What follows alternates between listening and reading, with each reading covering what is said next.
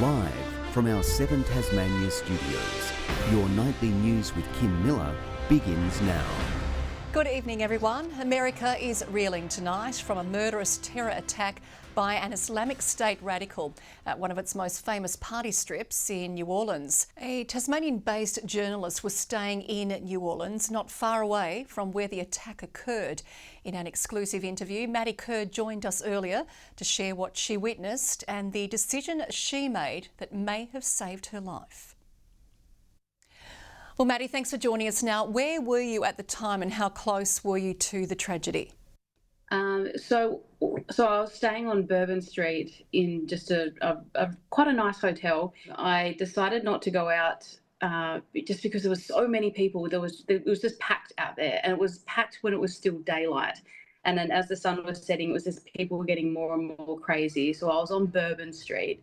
My hotel was on Bourbon Street. I called my sister and said, I don't know if I feel like going out tonight. Like, I think I'm just gonna sit this one out and just go to bed rather than going out. And as we know, something really awful happened. That it did. Now, what was it like in the morning when you discovered what had actually happened?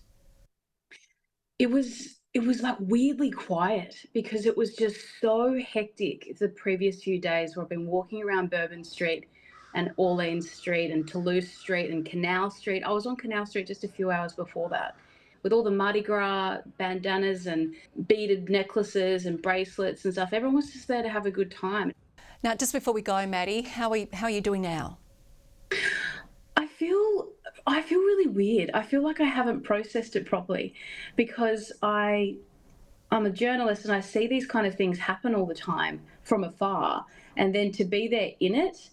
I've tried to get back to everyone and put a story up just to let people know that I'm okay, like I'm fine. And I happened to be in the thick of it, but I'm one of the lucky ones. And we are glad that you are fine. Maddie, thanks for your time. A new business owner has been left devastated by a burst water pipe which flooded their central Hobart salon. The pipe ruptured during the lunch rush, and while water gushed into city streets for just a short time, the recovery for some could take weeks or months. 1940s underground pipes breaking under the strain of age. Dirty brown water pouring into Liverpool Street, making for a heartbreaking start to the new year for business owners. An unexpected flood dampening this shop owner's recent launch. Devastated because this is a brand new space and it was a very long reno, and it was our first day back. The pipe near the intersection of Murray Street rupturing just before midday, tearing up the pavement, turning it into rubble. Worse, damaging irreplaceable furnishings. The water was so, filthy. It just has to be a whole complete, possibly a refit out. A vac truck brought in to help with the clean-up, while Tas water workers shut down the pipe and began fixing the damage. The repairs to the water main are expected to last only 5 hours. However, the impact for the beauty business and others is expected to last much longer. It does affect our services going forward if we can't get this salon back up and running. Taswater has apologised and says it will work with affected businesses. Its priority restoring water supplies, which should happen this evening. Stacey Eldridge, 7 Tasmania News. The Cadbury factory has been given the green light to start discharging waste into a Hobart sewage plant after causing a bacteria outbreak in the River Derwent. But environment groups are calling for the chocolate maker to be held accountable for the breach.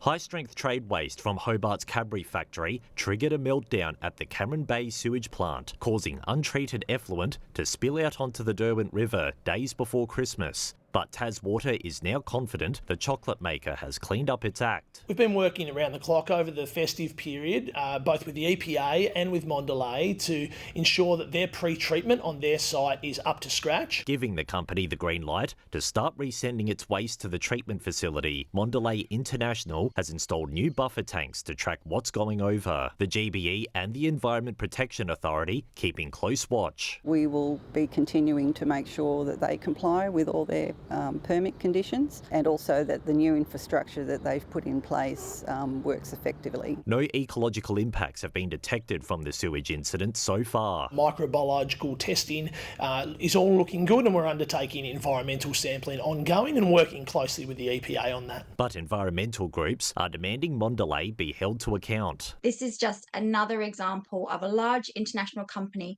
playing havoc with publicly owned and biodiversely significant waterways here in Tasmania. A Mlay spokesperson says the company's $3 million treatment upgrades will ensure milk solids and byproducts will be treated effectively and will start transferring its waste over to Cameron Bay in the coming days. Dual investigations by TasWater and the EPA into the incident are ongoing. Anthony Dodd, 7 Tasmania News. Bo Webster is in line to become the first Tasmanian in a decade to make his Australian Test debut. Stepping into the side to replace struggling all-rounder Mitch Marsh, the slug from Snug is the only change to the team ahead of tomorrow's deciding test at the SCG.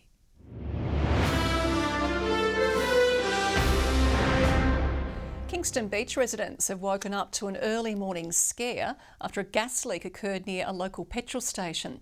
Emergency services attending the scene around 7 o'clock, urging residents to stay indoors and closing off several roads to divert motorists. The leak was fixed and the area was cleared around an hour later. As the Christmas-New Year period draws to a close, so too has Operation Safe Arrival. Tasmania Police spending the festive season conducting thousands of breath tests, but it was still a tragic end to the year with 2 lives lost on our roads. A break for some, others working hard to keep us safe over the festive season. Police conducting almost 13,000 random drug and alcohol tests, catching 127 red-handed. The majority doing the right thing. Look, I applaud those people who have participated in the random breath testing and drug driving. They've returned a negative result. I mean, that's what we want to see. Radar guns also making an appearance roadside. More than 770 motorists caught speeding, around half going between 15 and 29 kilometres over the limit. You know, that's a pretty conscious decision in my books. The highest recorded, a P-plater, going 64 kilometres over the limit on the northwest coast. Thankfully, that person will get to go home, but they've lost their licence, their car's been impounded, and so there are still consequences. Emergency services responded to 4 serious crashes, 2 in the state's north, fatal. The incidents in Perth and Longford, sadly, claiming the lives of 2 more people in 2024. There's a ripple effect, multiply that 32 out to however many people are impacted by the impact of a fatal crash. The operation may be over, but police are vowing to continue cracking down on dangerous driving, making sure everyone has a safe arrival. Zeke Gaffney, 7 Tasmania News. Tasmanians can breathe a sigh of relief when it comes to water restrictions. TasWater says water levels across the state's reservoirs are at sufficient levels, but we're being encouraged not to be complacent with usage.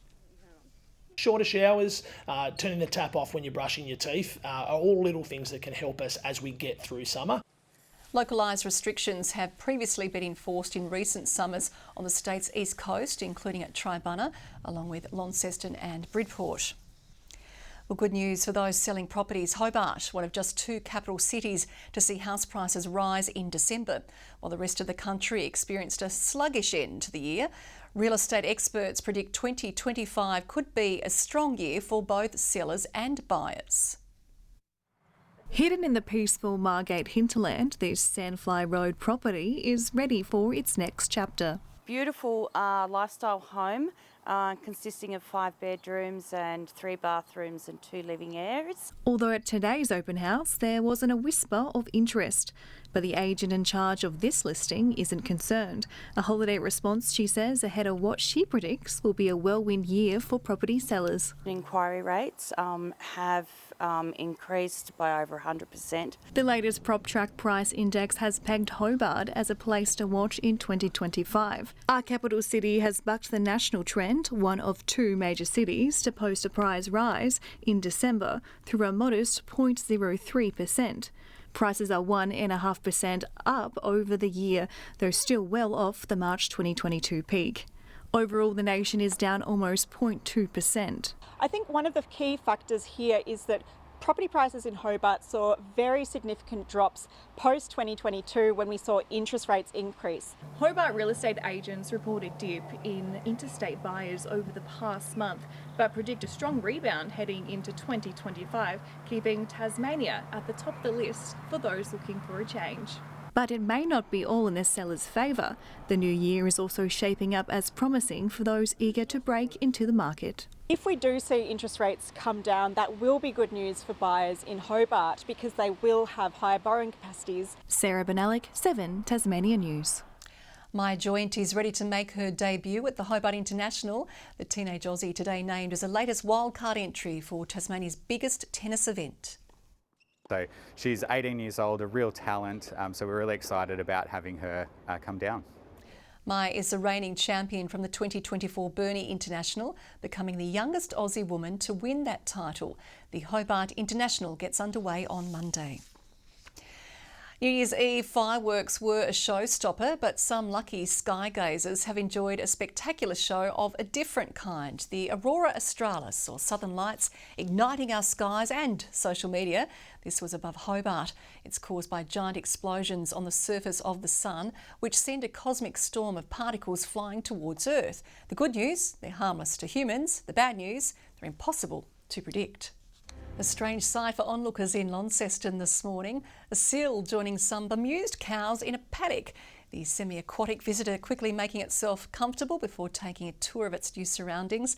It eventually made its way back to the river, as authorities remind wildlife lovers they should stay at least 10 metres away from the animals for their safety and ours.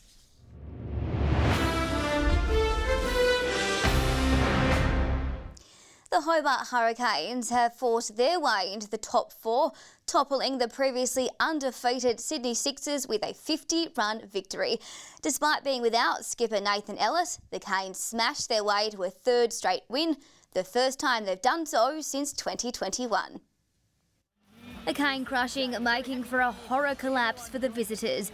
Mitch Owen starting strong, smacking 33 off 17 balls. Boundaries are flowing here at Ninja Stadium. Which I hope fell, the Hurricanes were in a bit of trouble at 3 for 55. And the Sixers, after getting hit around the ground early doors, have fought back beautifully with 3 quick ones. But it wasn't long before a 70-run Ben McDermott and Nikhil Chowdhury partnership steadied the ship, and a Chris Jordan one-handed 6 in the final over lifted the Hurricanes to 6 for 161. One hand.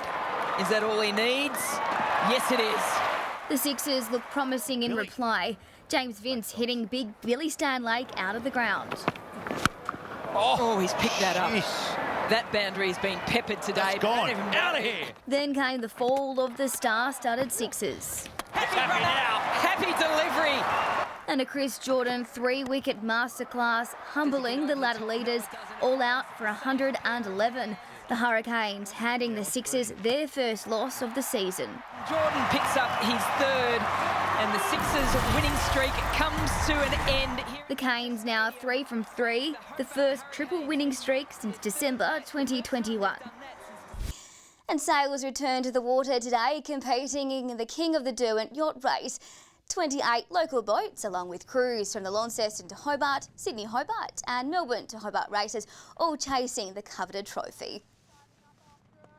The boats are such a mixed fleet. Some of them are not familiar with some of the interstate boats, so tactically they're not sure what they're racing.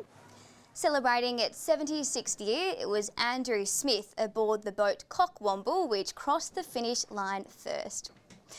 Good evening. Hobart and Devonport a high of 20 degrees today. Launceston registered 24 to be the state's warmest and Burnie 21. Most temperatures today, believe it or not, were up to 4 degrees below average. But of course it's only early days in January. Friendly Beaches 22, Bushy Park 21, Lowhead and Grove 20, St Helens and the Islands 19 and Strawn reached 18 degrees. Some cloud over the west and far south, but that cleared as the day progressed. Many areas of cloud north though, from New South Wales up over Queensland, a trough responsible for cloud over Western Australia. Tomorrow a high sits to our east, extending a ridge over the north of the state. Troughs run rampant over the mainland and another cold front moves over the bight, still a way away from us. Winds northwest northeasterly at 10 to 20 knots and up to 25 knots over the east. Swells to 3 metres in western and southern waters. Taking a look at tomorrow, 23 and sunny in Hobart. Sunny for Huonville, 25. Warming up to 26 degrees in Campania. Fine as well for Launceston, 25 the top. 20 for Devonport. A sunny day for Georgetown. 13 overnight, 18 the high. 20 for Burnie. Sunny for Strawn, 21 the maximum, 20 for Wynyard, a nice day as well. St Helens tomorrow, 23 degrees, sunny for Swansea, 25 the top, and 21 for Port Arthur. On Saturday, another fine, sunny and warm day, hot inland with plus 30 temperatures for a few centres. Fine and partly cloudy over the northern half of the state on Sunday. A few showers possible over the west and south. Hobart expecting 22 and 31 for Launceston. And on Monday, showers more widespread with southwest to southeasterly winds. 29 in Perth tomorrow. Sunny and 36 in Adelaide, warm in Melbourne as well. Ideal test match cricket weather in Sydney, partly cloudy and 26 there. A shower or two in Brisbane. Clear at the moment, 16 in Hobart, 20 right now in Launceston, 18 in Devonport. Yeah, Kim, I'm a bit like you tonight, still recovering from New Year's. I guess we'll put in an effort tomorrow, will we? Speak for yourself. And that is all your news for now. We'll be back later with updates. Thanks for joining us. Good night.